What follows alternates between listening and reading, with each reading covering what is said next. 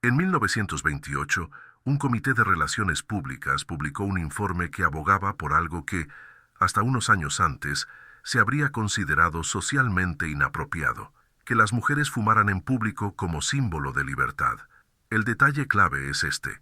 La campaña fue cuidadosamente coreografiada durante el desfile de Pascua en Nueva York. Mujeres jóvenes, previamente instruidas, encendieron cigarrillos frente a las cámaras. La prensa recibió el encuadre ya preparado. Esto no era consumo de tabaco, era emancipación. El factor humano, ambición. Ambición emprendedora por un lado, deseo de reconocimiento e igualdad por el otro. La pregunta abierta: cuando un gesto parece espontáneo pero ha sido previamente planeado, ¿podemos seguir llamándolo una elección individual? En ese momento histórico, fumar no era solo un hábito, era un indicador moral. Las mujeres que fumaban en público se asociaban con el libertinaje o la rebelión. El tabú estaba arraigado culturalmente. Pero había un obstáculo para la industria tabacalera. La mitad del mercado era prácticamente inaccesible. No solo estaban en juego las ganancias, era la narrativa. El progreso no empezó con anuncios estridentes. No hubo una imposición directa. No hubo una campaña que dijera cambien sus valores. El movimiento fue más sofisticado. Redefinió el significado de la ley. Los cigarrillos ya no son vistos como un vicio, sino que han pasado a ser vistos como una antorcha de libertad. Lo que ocurrió allí no fue solo publicidad, fue la reconstrucción semántica de un comportamiento. Microrrevelación. La prensa no inventó esa narrativa, la recibió ya hecha. Informes internos muestran que el objetivo explícito era asociar el producto con una causa social legítima. El cálculo fue preciso. Si el acto se convertía en un símbolo de igualdad, cualquier crítica parecería retrógrada. Un elemento humano concreto. Algunas de las mujeres involucradas creían genuinamente en la causa. No estaban siendo manipuladas en el sentido caricaturesco de la palabra. Estaban alineadas. Y ahí es exactamente donde comienza la sofisticación. Cuando el mensaje se alinea con un deseo social genuino, deja de parecer propaganda. Parece progreso. Pero fíjense en la ingeniería. La campaña no decía compra, decía libérate. Y al desplazar el foco del producto a su valor simbólico, el debate quedó neutralizado. La discusión ya no era sobre salud pública, era sobre derechos. La tensión aumenta cuando nos damos cuenta de que nadie fue obligado. No hubo coerción visible, hubo un montaje. El acto de fumar se ha convertido en un gesto político, y cualquier oposición podría reinterpretarse como oposición a la emancipación de la mujer. Pregunta implícita: ¿quién controla los significados? Controla las decisiones. Hay otro detalle que a menudo se pasa por alto.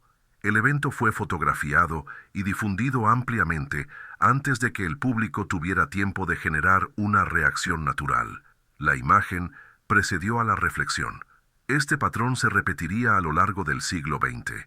Crear el acontecimiento, proporcionar el marco, ocupar el espacio simbólico antes del contraargumento. Pero en ese momento inicial, pocas personas notaron la estructura. Para la mayoría parecía simplemente un signo de los tiempos, una sociedad en evolución, una costumbre modernizándose. Lo que casi nadie notó fue que la naturalidad del gesto se había construido en etapas.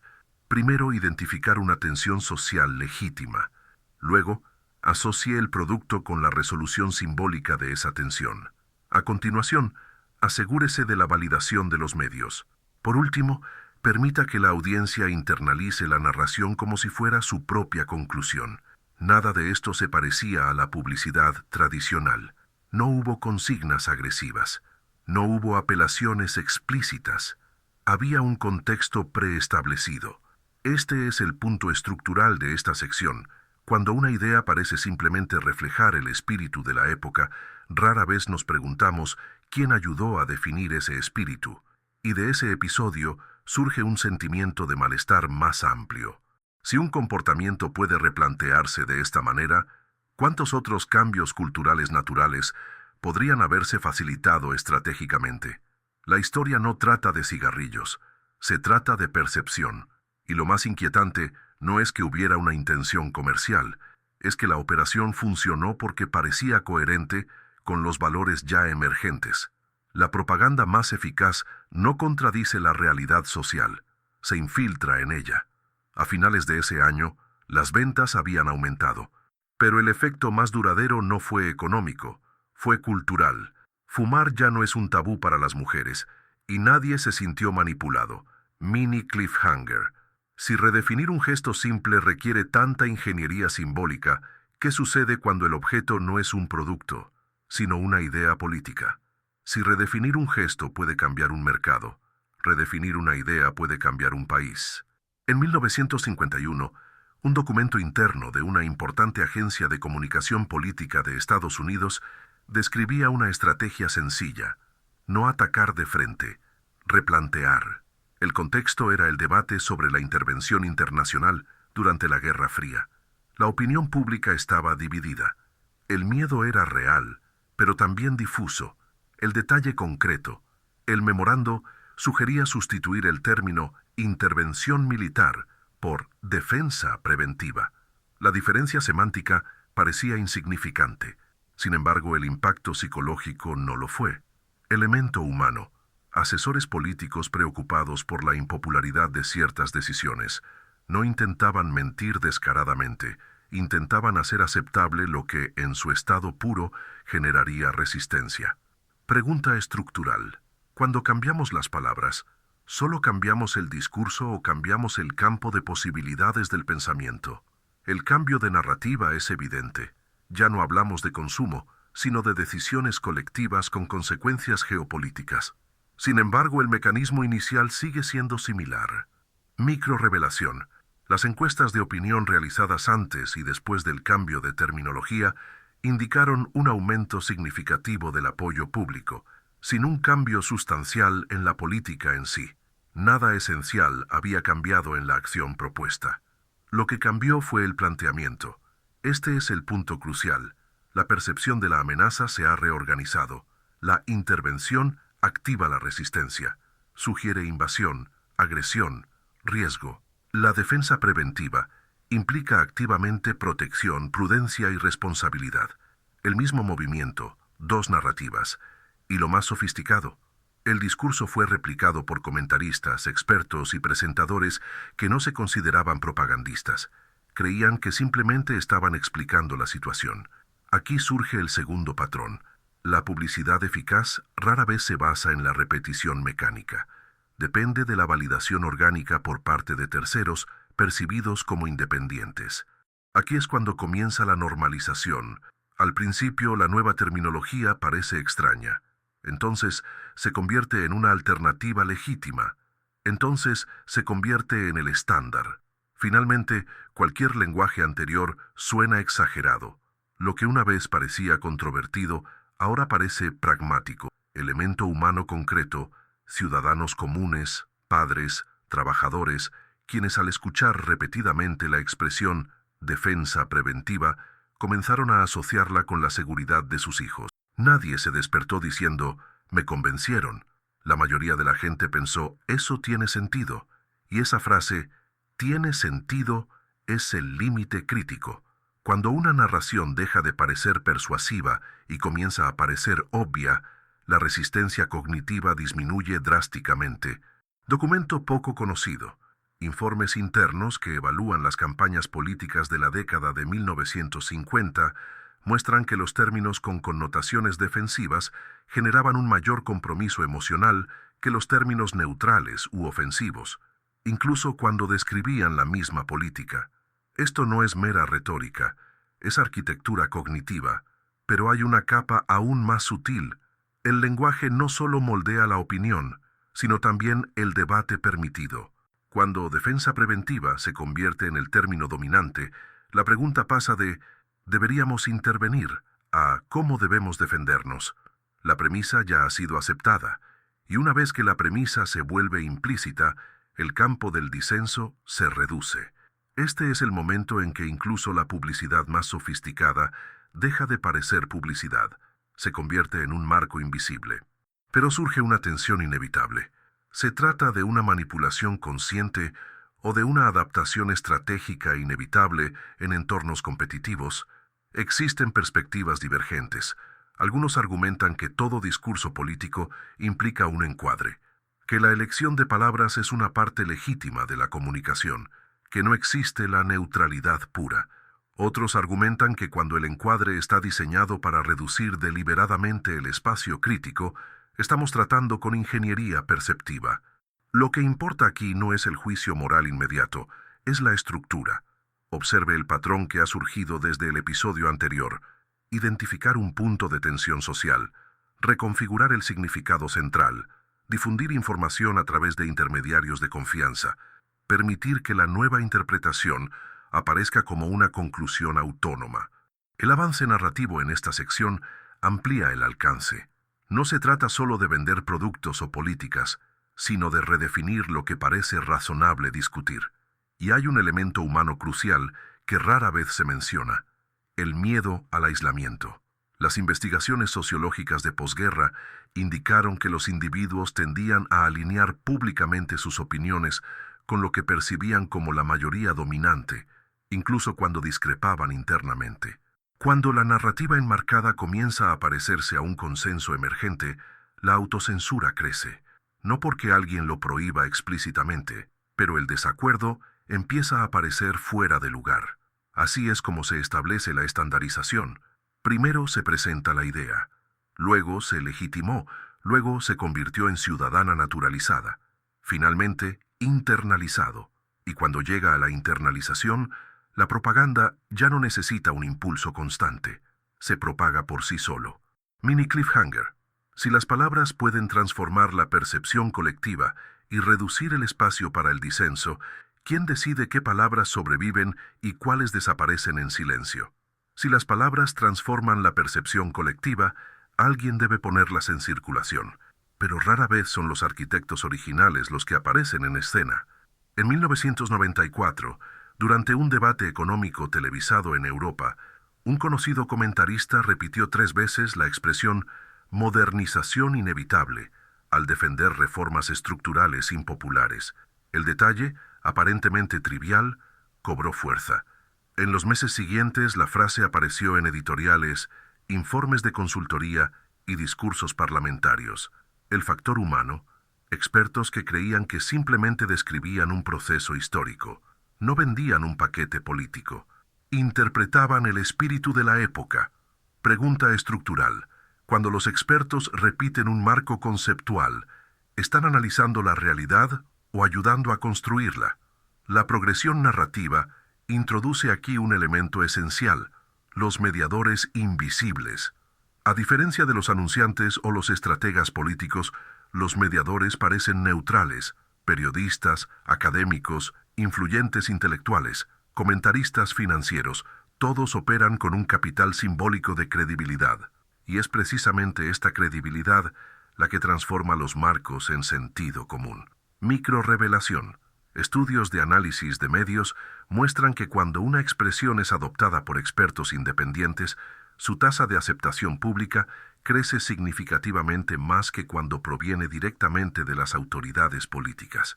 No es la mera repetición lo que convence, es una repetición legitimada. Elemento humano concreto. Profesores universitarios que al actualizar sus clases incorporan la nueva terminología porque ya circula en informes técnicos. Periodistas que la usan porque parece técnicamente precisa. Ejecutivos que la repiten porque suena racional. Nadie se ve a sí mismo como un agente de propaganda. Y quizás no lo sean, pero se convierten en vectores. Este es el punto estructural. La propaganda sofisticada rara vez depende de un único centro de mando. Depende de redes de validación. Cuando una idea cruza múltiples campos, los medios, la academia, el mercado, adquiere una densidad de realidad. Observa el patrón. En primer lugar, surge una expresión estratégica, luego es absorbido por intermediarios respetados. Posteriormente, estos intermediarios lo reproducen sin conocer necesariamente su origen estratégico. Finalmente, la idea parece surgir espontáneamente de múltiples fuentes. ¿El resultado? La sensación de consenso descentralizado. Documento relevante. Los informes internos de grandes corporaciones de consultoría estratégica de finales de la década de 1990 describen explícitamente la importancia de involucrar a los líderes de opinión antes de realizar campañas públicas directas. La lógica es simple. Cuando la sociedad se da cuenta de que los expertos están de acuerdo, la resistencia disminuye. Pero hay un detalle aún más sutil. Los mediadores también tienen sus propios incentivos. Los periodistas buscan relevancia y acceso. Los académicos buscan financiación y visibilidad. Los consultores están buscando contratos. Los influencers buscan una audiencia. Cuando un marco se alinea con estas estructuras de incentivos, su difusión se acelera. No a través de una conspiración coordinada, pero debido a la convergencia estratégica. Esta convergencia crea un fenómeno peligroso: la disolución del origen. Después de circular por diferentes voces, se vuelve casi imposible rastrear quién formuló el marco inicial, y sin un origen claro, la percepción de la intención desaparece. Pregunta emergente: si no existe un villano obvio, ¿podemos aún hablar de ingeniería? Algunos críticos argumentan que esto es simplemente una dinámica social natural. Las ideas compiten, algunas triunfan, otras desaparecen. Pero lo que distingue a este proceso no es solo la competencia, es un diseño inicial. Cuando se introduce un marco con objetivos estratégicos y luego es absorbido por mediadores que lo legitiman, se crea un ciclo de retroalimentación. Los medios de comunicación citan a expertos, los expertos citan informes, los informes citan las tendencias de los medios. El círculo se cierra, y el público ve este ecosistémico como una prueba de solidez, un elemento humano crucial, el miedo a parecer desinformado. Cuando todos los mediadores relevantes utilizan un marco específico, discrepar requiere energía cognitiva y social, requiere autoinvestigación, requiere exposición. La mayoría de las personas no tienen el tiempo ni el incentivo para ello. De esta manera se profundiza la normalización. Pero existe un riesgo inherente en este sistema. Cuando los mediadores se convierten en amplificadores involuntarios, la diversidad interpretativa disminuye. No porque exista una censura explícita, sino porque el marco dominante ocupa espacio mental, y cuando un marco ocupa espacio mental, define qué preguntas parecen razonables. Lo que antes era un debate se convierte en un detalle técnico. Las tensiones están aumentando. Si los mediadores invisibles son fundamentales para consolidar las narrativas, ¿quién influye en estos mediadores? Y aún más inquietante, ¿saben cuándo están siendo influenciados? Mini cliffhanger. Quizás el control más efectivo no reside en el mensaje final, sino en la arquitectura que decide qué voces se escuchan primero. En 1971, un memorando confidencial circuló entre los ejecutivos de una de las mayores corporaciones industriales de Estados Unidos. El documento no era público, no era un discurso, no era una campaña visible, era un diagnóstico. El autor advirtió que universidades, periodistas y líderes culturales moldeaban sistemáticamente la opinión pública de forma desfavorable a los intereses corporativos. La solución propuesta no era la confrontación directa, sino la infiltración estratégica en los espacios donde se produce el significado. El detalle específico: el memorando recomendaba inversiones en centros de investigación, financiación de investigaciones académicas, formación de especialistas en medios y un seguimiento constante de la prensa. Elemento humano: empresarios preocupados por la reputación, la estabilidad y la influencia política. No hablaban de manipular, hablaban de equilibrar el debate. Pregunta estructural: cuando los actores privados comienzan a estructurar los entornos donde se produce conocimiento, ¿podemos todavía hablar de debate espontáneo? El cambio narrativo es crucial. Ya no nos enfrentamos a eventos aislados ni a cambios semánticos puntuales. Asistimos a la construcción deliberada de ecosistemas de validación. Microrevelación. Durante la década siguiente, se crearon o ampliaron con financiación corporativa decenas de institutos de investigación y fundaciones, muchos de los cuales se presentaban como centros de análisis independientes. No hubo consignas agresivas, hubo informes técnicos, artículos de opinión, Entrevistas especializadas. El tono del discurso cambió. En lugar de campañas explícitas, surgieron estudios. En lugar de anuncios, aparecieron datos. Este cambio es crucial. Cuando un mensaje adquiere la forma de conocimiento experto, adquiere un escudo simbólico. Cuestionarlo entonces se percibe como ignorancia. Un elemento humano concreto, jóvenes investigadores, a menudo talentosos y genuinamente convencidos de sus posiciones, que han llegado a ocupar puestos de autoridad intelectual, no eran marionetas conscientes, eran participantes de una arquitectura mayor. Documento poco conocido. Informes internos de algunas de estas fundaciones mencionan explícitamente la necesidad de crear una nueva generación de líderes de opinión. El lenguaje era estratégico.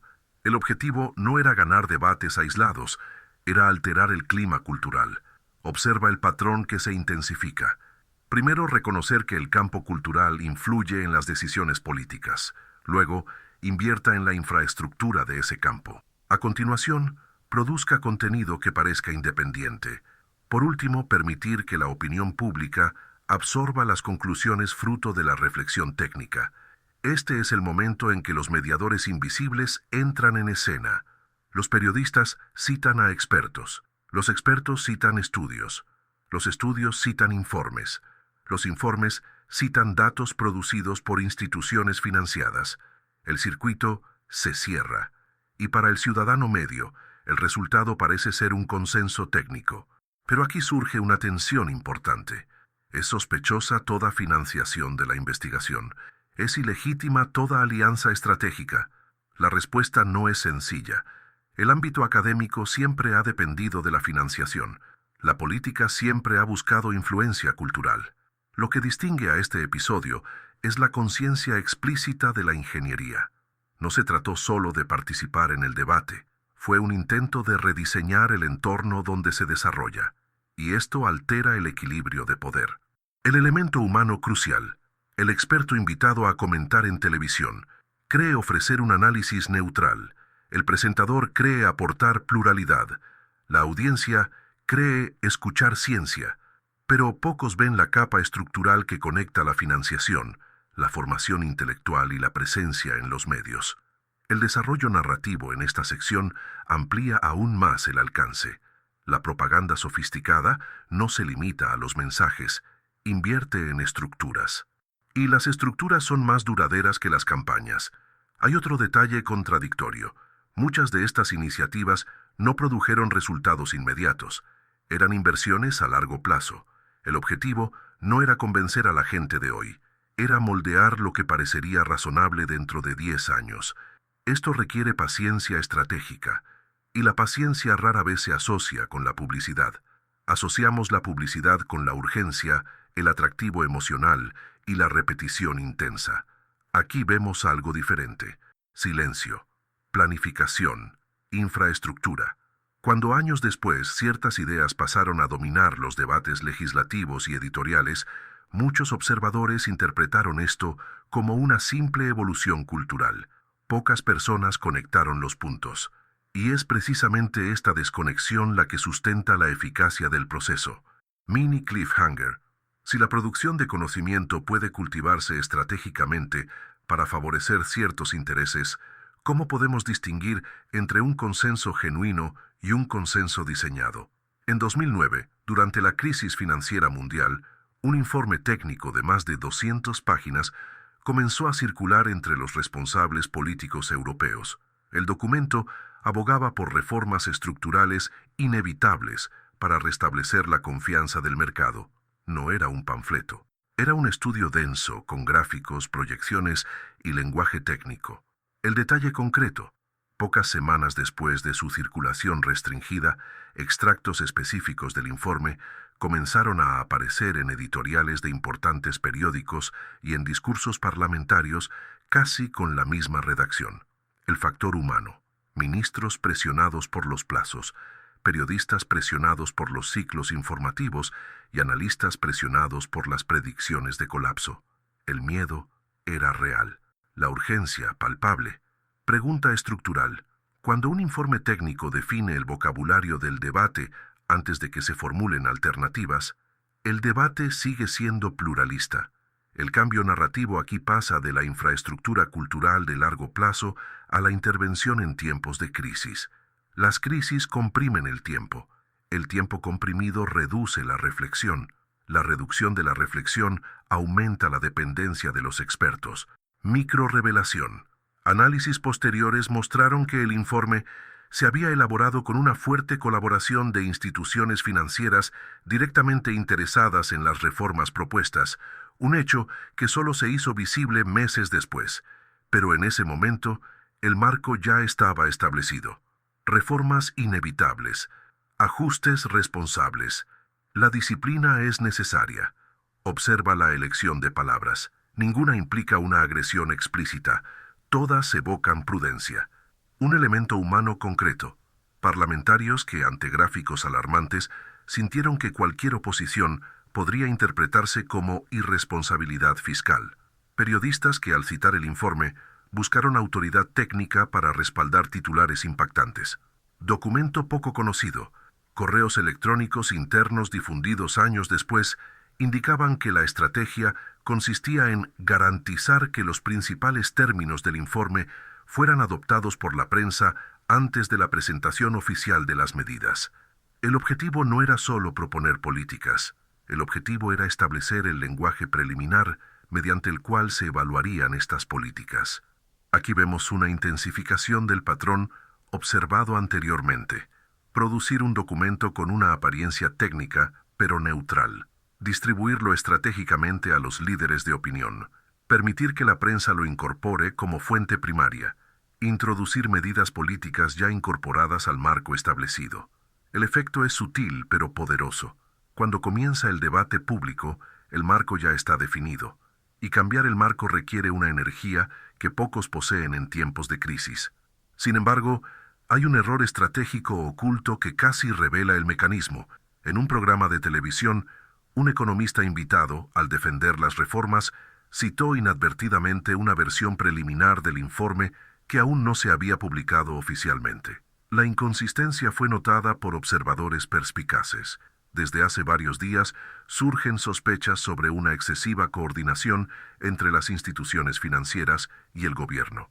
Pero el episodio no ganó fuerza. ¿Por qué? Porque la narrativa dominante ya había sido internalizada. Las reformas eran inevitables. Cuando una idea se percibe como inevitable, cuestionar sus causas subyacentes parece secundario. Este es el punto estructural de esta sección. La inevitabilidad es una de las herramientas más poderosas de la propaganda sofisticada. Esto cambia el debate de deberíamos a cómo lo implementaremos, y cuando la discusión pasa al cómo, la decisión central ya ha sido absorbida. Existían perspectivas divergentes. Economistas críticos publicaron análisis alternativos. Los movimientos sociales protestaron, pero se enfrentaron a un obstáculo cognitivo. Luchar contra la idea de inevitabilidad es luchar contra la percepción de la realidad. Un elemento humano crucial, el ciudadano promedio, preocupado por el empleo y la estabilidad, tiende a confiar en lo que parece técnicamente sólido. La ansiedad colectiva favorece las soluciones que se presentan como racionales y necesarias. En este entorno, incluso la publicidad más sofisticada no necesita ser exagerada. Tienes que verte adulta, tiene que sonar técnico, tienes que parecer responsable. La progresión narrativa aumenta en complejidad. Ya no se trata solo de palabras o mediadores, sino de controlar el tiempo. Quien decide cuándo se hace la revelación determina el margen de reacción. Cuando el informe precede al debate, este queda así delimitado desde el principio. Y esto nos acerca a una conclusión inquietante. Si los documentos técnicos financiados por intereses específicos pueden dar forma al campo de discusión antes de que se organicen las alternativas, ¿dónde termina la experiencia legítima y dónde comienza la ingeniería perceptiva? Mini cliffhanger. Quizás la forma más sofisticada de propaganda no reside en la distorsión de los hechos, sino en la organización estratégica del tiempo y del lenguaje. En 2012, una importante plataforma digital realizó un experimento silencioso con cientos de miles de usuarios. El objetivo oficial era estudiar el comportamiento en línea. El detalle concreto: El algoritmo ajustó discretamente el contenido mostrado en la sección de noticias, aumentando la exposición a publicaciones con cierto tono emocional y reduciendo otras. Los usuarios no fueron informados en el momento de la prueba. Elemento humano, ingenieros curiosos sobre la dinámica social, ejecutivos interesados en la retención y el compromiso, usuarios que creen que están navegando en un entorno neutral. Pregunta estructural. Cuando el entorno informativo se ajusta sin que nos demos cuenta, nuestras reacciones siguen siendo espontáneas. El cambio narrativo aquí traslada el escenario de los informes técnicos y la política formal al espacio cotidiano de la experiencia digital. No existe ningún memorando público. No hay discurso parlamentario. Hay un código. Microrevelación. Los resultados indicaron que pequeños cambios en el flujo de información podrían alterar significativamente el estado emocional colectivo y el tipo de contenido compartido. No se trataba de mentiras descaradas. Implicó priorización. Un elemento humano concreto. Un usuario que cree formarse una opinión a partir de lo que está sucediendo, sin darse cuenta de que lo que aparece en su pantalla ya ha pasado por múltiples filtros invisibles. Este es el punto central de esta sección. La publicidad sofisticada no necesita introducir contenido falso, simplemente puede reorganizar la visibilidad. Cuando ciertas narrativas reciben más exposición, se vuelven más familiares.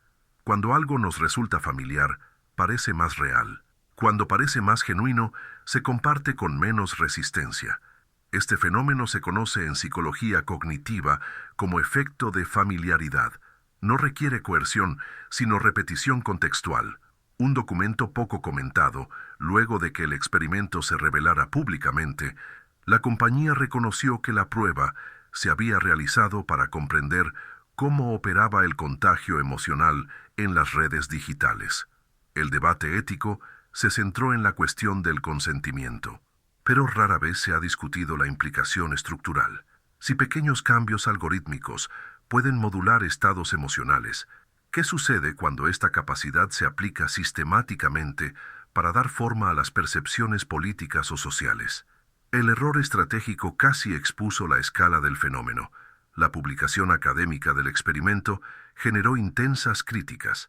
Durante varios días, el debate sobre la manipulación algorítmica dominó los titulares, pero la indignación disminuyó. ¿Por qué? Porque la mayoría de la gente no ve alternativas claras. La dependencia de las plataformas es estructural. El coste de abandonarlas es alto. Aquí nos encontramos con un patrón ya identificado en secciones anteriores: la naturalización. En primer lugar, el entorno digital se percibe como una herramienta neutral. Luego, se implementan ajustes para mejorar la experiencia. Estos ajustes luego moldean el comportamiento. Finalmente, el nuevo estándar se internaliza con normalidad. Un elemento humano crucial: creadores de contenido que aprenden a adaptar su producción al algoritmo, periodistas que observan las tendencias digitales para definir sus ideas narrativas, políticos que ajustan su discurso en función de la interacción. El algoritmo no dicta directamente qué pensar, pero define lo que se ve, y lo que se ve define lo que parece relevante. Hay una capa aún más sutil. Los propios usuarios empiezan a actuar como amplificadores del contenido priorizado. Al compartir lo que aparece con más frecuencia, refuerzan el patrón. La propaganda se descentraliza. No hay ningún centro de mando visible. Existe un sistema que premia determinados formatos, emociones y narrativas. Y cuando el sistema recompensa a las personas, éstas se adaptan. Algunos defensores argumentan que los algoritmos simplemente reflejan las preferencias colectivas, que lo que se amplifica es lo que genera interés genuino. Pero esta visión ignora un detalle. Las preferencias también están determinadas por la exposición. La progresión narrativa aquí intensifica la complejidad estructural. Ya no hablamos solo de lenguaje, de mediadores o de informes técnicos. Estamos hablando de arquitectura invisible. Mientras que la publicidad tradicional funcionaba mediante la persuasión directa, esta funciona mediante una curación selectiva. Y cuando la curación se siente personalizada, la sensación de autonomía aumenta. El usuario piensa: elegí ver esto, pero rara vez pregunta: ¿Por qué me mostraron esto? Mini cliffhanger. Si el entorno informativo puede ajustarse para amplificar ciertas narrativas y silenciar otras sin que parezca una intervención, ¿qué sucede cuando esta lógica se extiende más allá de las pantallas? En 2016, durante un referéndum crucial en un país europeo, los investigadores identificaron un fenómeno curioso. Los votantes que afirmaban haber tomado su decisión independientemente, con frecuencia, citaban argumentos casi idénticos, frases similares, ejemplos repetidos, metáforas compartidas. El detalle concreto, el análisis de datos posterior mostró que estos argumentos habían sido ampliamente difundidos mediante campañas específicas en las redes sociales, adaptadas a perfiles psicológicos específicos. Elemento humano, ciudadanos que creían proteger su soberanía, defender sus empleos o preservar sus tradiciones. No se consideraban parte de una operación coordinada, se consideraban individuos racionales. Pregunta estructural. Cuando una decisión colectiva se presenta como una elección autónoma, pero ha sido nutrida por estímulos calibrados, ¿dónde termina la libertad y comienza la ingeniería? La progresión narrativa aquí conecta todos los elementos anteriores. Tenemos un lenguaje estratégico, tenemos mediadores legitimadores, contamos con informes técnicos que dan forma al debate, tenemos algoritmos que ajustan la visibilidad. Ahora vemos el resultado final. Participación voluntaria. Microrrevelación. Las empresas especializadas en análisis del comportamiento utilizaron cantidades masivas de datos para identificar perfiles más susceptibles a determinados marcos emocionales: miedo económico, amenaza cultural, deseo de pertenencia. La campaña no envió el mismo mensaje a todos. Ella envió versiones calibradas. Elemento humano concreto. Un trabajador industrial que recibió anuncios que enfatizaban la pérdida de empleos. Un propietario de una pequeña empresa que vio mensajes sobre el exceso de regulación. Un joven que se vio impactado por videos cortos que reforzaban la identidad nacional. Cada uno creyó que respondía a preocupaciones personales legítimas. Y eran legítimos, pero se activaron estratégicamente. Este es el punto central de esta sección. La publicidad más sofisticada no crea emociones de la nada, identifica las emociones existentes y las organiza. Cuando múltiples grupos reciben narrativas adaptadas a sus vulnerabilidades específicas, el resultado colectivo parece surgir orgánicamente. No existe una frase dominante única, hay un sentimiento compartido. Documento relevante. Investigaciones parlamentarias posteriores revelaron contratos entre campañas políticas y empresas de microsegmentación que prometían influir en el comportamiento electoral con precisión psicológica. El lenguaje empleado en los contratos era técnico, hablaba de optimización de la conversión, no estaba hablando de manipulación. Aquí surge un patrón recurrente, términos neutrales para describir operaciones con un impacto profundo. El error estratégico que casi alteró el curso del proceso fue la exposición pública de estas técnicas meses después del referéndum. Los informes periodísticos detallaron el uso de datos personales, segmentación emocional y experimentos de mensajería. Durante unos días hubo indignación, pero el resultado político permaneció indefinido. ¿Por qué? Porque, una vez más, la decisión ya había sido internalizada como una elección personal. Y cuestionar la integridad del proceso equivalía para muchos votantes a cuestionar su propia autonomía.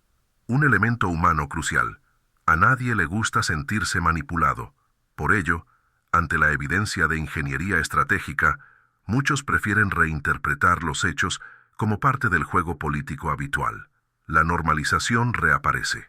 En primer lugar, las campañas digitales se consideran innovación. Luego, como herramienta competitiva legítima. A continuación, como un patrón inevitable.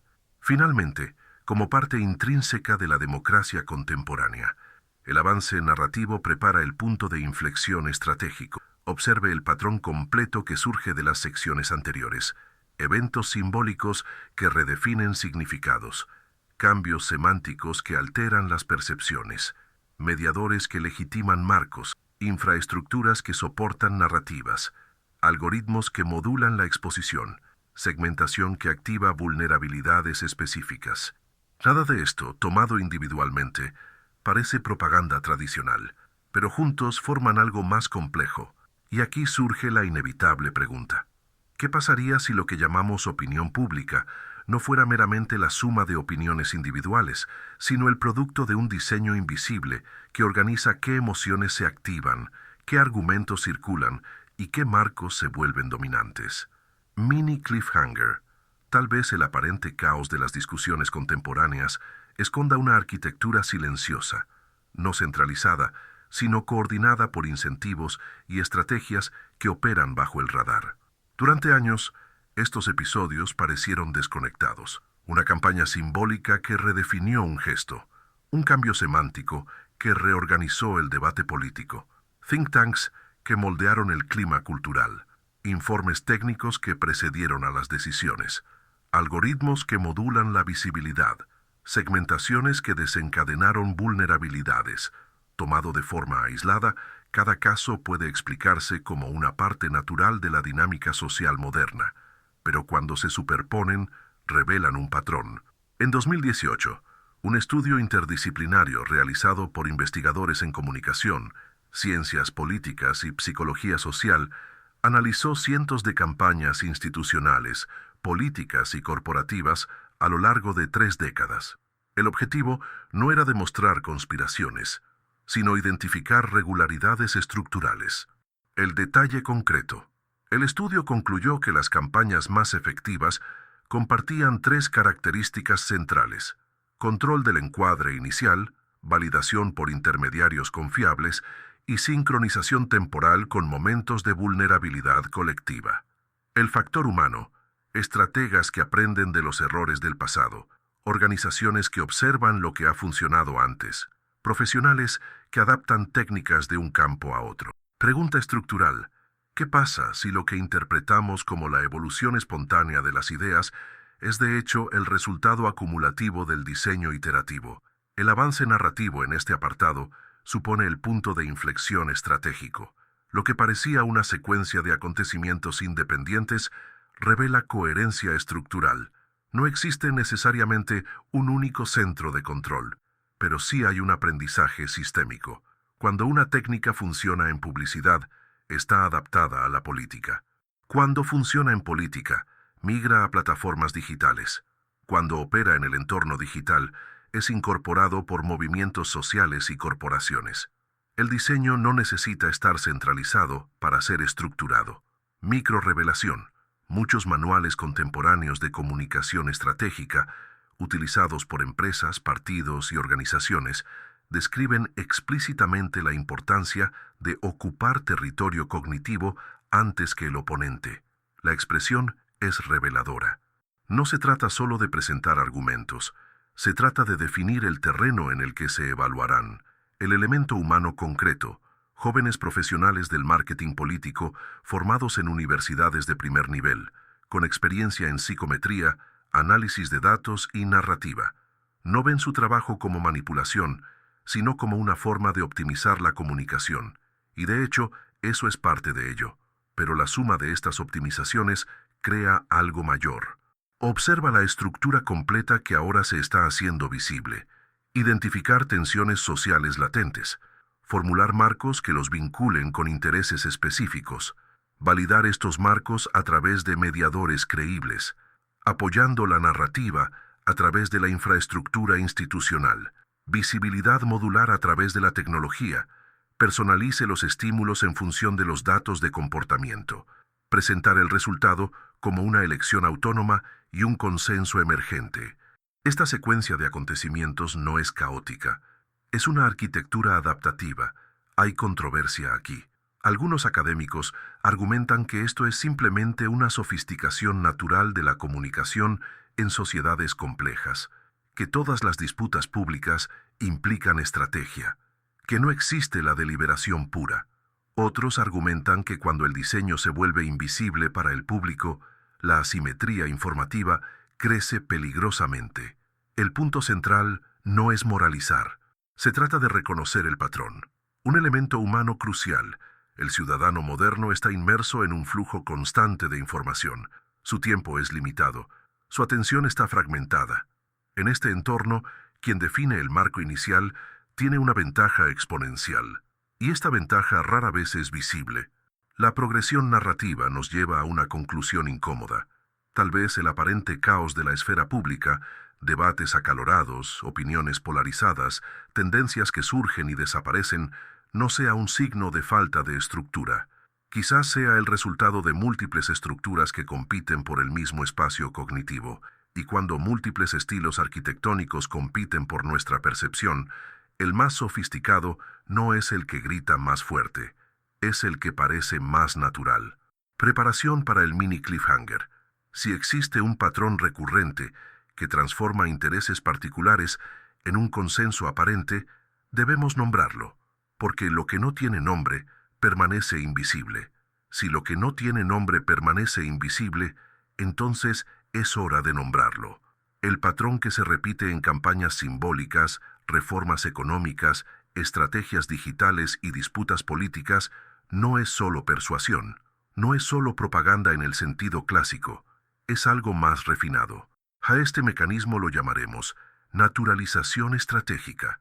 No se trata de convencer a alguien de algo que rechaza categóricamente, se trata de reorganizar el entorno simbólico hasta que una conclusión dada parezca lo más natural posible. La naturalización estratégica opera en tres movimientos coordinados. En primer lugar, identifica una tensión latente: miedo, deseo de pertenencia, inseguridad económica, aspiración moral. En segundo lugar, introduce un marco que conecta esta tensión con una solución o interpretación específica. En tercer lugar, elimina los signos visibles de intención estratégica, permitiendo que la conclusión se internalice como autónoma. El resultado no es una obediencia forzada, es un ajuste cómodo, elemento humano central, el individuo que siente que simplemente está siendo razonable. Ese es el punto crucial. La publicidad tradicional intenta persuadir. La naturalización estratégica intenta redefinir lo que parece razonable. Y cuando algo parece razonable, la resistencia disminuye drásticamente. ¿Cómo funciona? En términos psicológicos, activa sesgos cognitivos fundamentales. El sesgo de familiaridad. Lo que vemos repetidamente parece más verdadero. Sesgo de confirmación. Buscamos argumentos que refuercen preocupaciones preexistentes. El sesgo de autoridad. Confiamos en expertos e instituciones reconocidos. El miedo al aislamiento. Evitamos posiciones que parecen socialmente fuera de lugar. Ninguno de estos prejuicios es una falla moral.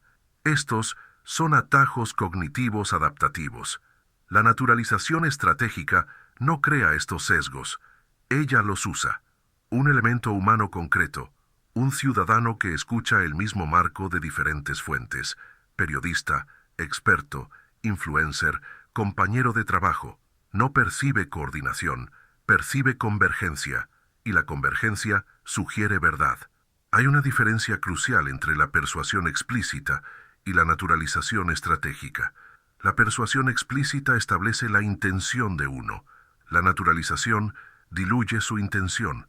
Cuando un mensaje viene con señales claras de interés, compra esto, vota por aquello, el cerebro activa mecanismos de defensa. Cuando el mismo mensaje surge como una interpretación neutral del mundo, así son las cosas, la defensa se relaja. La naturalización estratégica, por tanto, no necesita mentir. Ella necesita organizarse. Estructuración del lenguaje. Estructurar el tiempo. Validación de estructura. Visibilidad de la estructura. Y sobre todo, estructurar el campo de posibilidades percibidas. Este último punto es crucial. No se trata simplemente de conseguir que alguien elija A en lugar de B. El objetivo es hacer que la opción A sea la que parezca existir de forma natural. Cuando el debate se limita a variantes de A, la decisión ya está tomada. Algunos críticos podrían argumentar que todo proceso cultural implica naturalización, que las ideas compiten y al triunfar se convierten en sentido común. Eso es parcialmente cierto. Lo que distingue a la naturalización estratégica es la intención deliberada de acelerar y dirigir este proceso, combinando recursos simbólicos, institucionales y tecnológicos. Es acumulativo, no depende de un solo acto, depende de la alineación de múltiples vectores. Las campañas simbólicas proporcionan imágenes. Los expertos aportan legitimidad. Las instituciones proporcionan infraestructura. Los algoritmos proporcionan repetición. La segmentación proporciona personalización. Cuando estos vectores convergen, el resultado es un entorno donde una interpretación particular parece simplemente obvia. Y cuando algo parece obvio, rara vez se cuestiona. Un elemento humano crucial, el sentimiento de autonomía preservada. La naturalización estratégica es eficaz porque preserva la autoestima del individuo. No siente que se ha rendido, siente que ha logrado algo, y por eso es más sofisticado que la publicidad tradicional. Ella no impone una narrativa, ella reorganiza la percepción. Mini cliffhanger. Pero si este mecanismo transforma los intereses en sentido común, ¿cómo se sostiene en el tiempo y quién paga el precio cuando lo que parece natural no es neutral?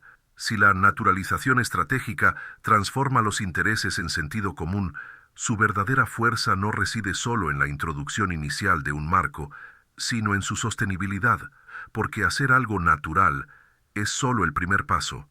Para mantenerlo natural es necesario aplicar capas. Capa psicológica, clase social, capa estructural. Empecemos por el aspecto psicológico. Una vez que una interpretación se internaliza como razonable, el individuo llega a defenderla como parte de su identidad cognitiva, no porque me hayan coaccionado, sino porque admitir que fui moldeado amenaza mi sentido de autonomía. Este es el primer pilar de apoyo, la autoprotección de la identidad, el elemento humano concreto, el votante que, tras una campaña bien calibrada, defiende su decisión con auténtica convicción. Ante la evidencia de ingeniería estratégica, reacciona no solo con duda, sino con resistencia emocional, porque reconocer la influencia es reconocer la vulnerabilidad. La naturalización estratégica se basa en esta dinámica. Una vez internalizada, la narrativa es defendida por quienes la han absorbido. Ella ya no necesita que la empujen constantemente. El segundo pilar es social. Cuando un marco alcanza su masa crítica, reorganiza las normas de la conversación. Algunos argumentos empiezan a sonar anticuados, otros empiezan a sonar maduros, técnicos y responsables. Un elemento humano concreto, un profesional en un entorno corporativo que evita cuestionar una política específica porque percibe que ya se ha formado un consenso. No hubo una prohibición explícita, hubo un cambio normativo. El miedo al aislamiento actúa silenciosamente. La investigación clásica en psicología social demuestra que los individuos tienden a ajustar sus opiniones públicas a lo que perciben como la mayoría dominante, incluso cuando discrepan internamente. De esta manera, la naturalización estratégica crea un efecto en cascada. Primero, inserte el marco. Luego, genera suficiente validación para parecer la opinión mayoritaria. Luego, desencadena la autocensura entre los disidentes. Finalmente, se consolida la apariencia de unanimidad. Y la aparente unanimidad refuerza la naturalidad. Pero el mecanismo no se basa únicamente en la psicología y las normas sociales. Necesita estructura. Este es el tercer pilar. Las instituciones incorporan el marco en sus regulaciones, planes de estudio, protocolos y métricas de desempeño. El lenguaje inicialmente estratégico se integra en los documentos oficiales. Elemento humano concreto. Directivos que adoptan indicadores basados en una concepción particular de la eficiencia. Profesores que utilizan manuales alineados con una interpretación específica del desarrollo. Periodistas que siguen pautas editoriales moldeadas por terminologías establecidas. La naturalización estratégica en esta etapa deja de parecer una narrativa. Se convierte en un sistema, y los sistemas son resilientes. ¿Quién se beneficia? Generalmente aquellos cuyos intereses estaban insertos en el marco inicial, empresas que dan forma al entorno regulatorio, partidos políticos que están redefiniendo las prioridades públicas, plataformas que estructuran ecosistemas de información, organizaciones que transforman valores en métricas. ¿Quién paga el precio? No siempre es obvio. Podría ser el consumidor quien acepte estas condiciones como inevitables. El votante que vota dentro de un rango predefinido de opciones. El trabajador que internaliza metas definidas por criterios incuestionables. El usuario que adapta su comportamiento a algoritmos invisibles. Pero el costo más profundo es cognitivo. Cuando el campo de posibilidades percibidas se reduce sin que nos demos cuenta, nuestra capacidad de imaginar alternativas disminuye. Y cuando dejan de imaginarse alternativas, dejan de proponerse. Hay una capa adicional aún más sutil. Naturalización estratégica y adaptativa. Cuando un marco empieza a ser cuestionado, no desaparece abruptamente. Se adapta, incorpora críticas superficiales, actualiza la terminología, mantiene su esencia intacta.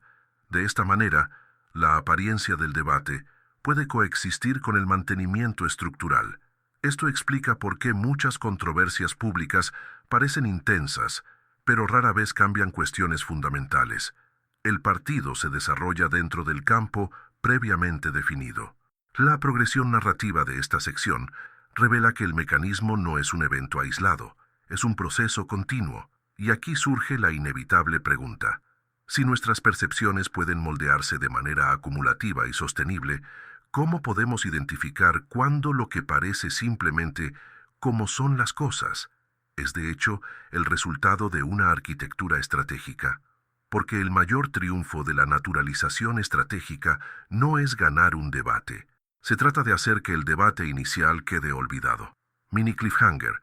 Si este mecanismo opera en múltiples capas y se adapta con el tiempo, ¿dónde podemos observarlo hoy, en tiempo real? Si la naturalización estratégica opera en múltiples niveles y se adapta con el tiempo, entonces no necesitamos mirar muy lejos para observarla. Ella no está escondida en archivos secretos.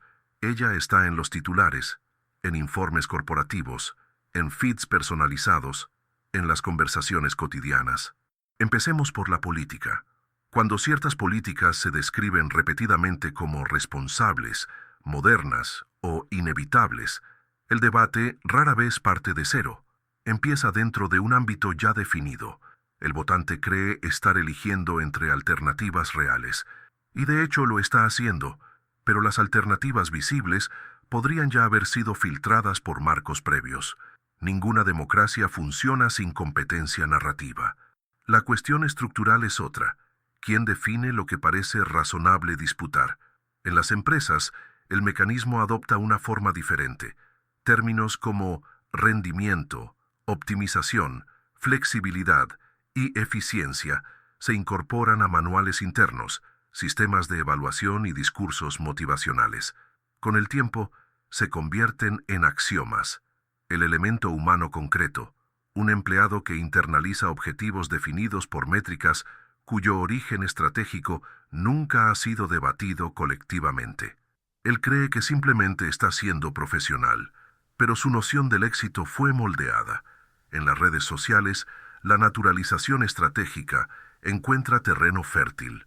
Los algoritmos priorizan el contenido que genera interacción. Lo que genera interacción suele ser emocionalmente intenso.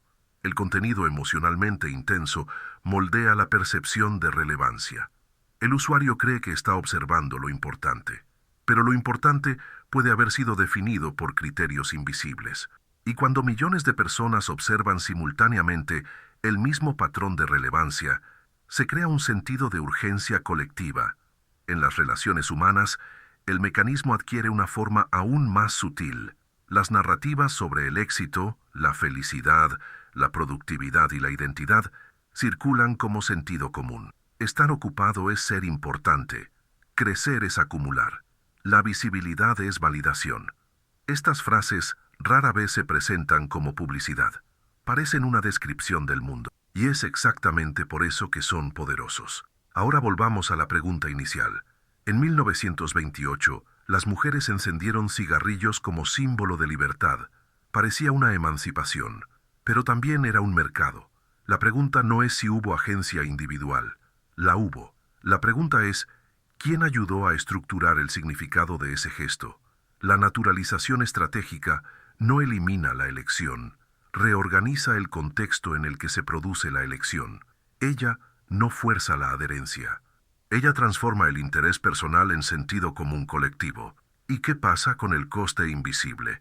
No es solo una cuestión económica o política, se nota.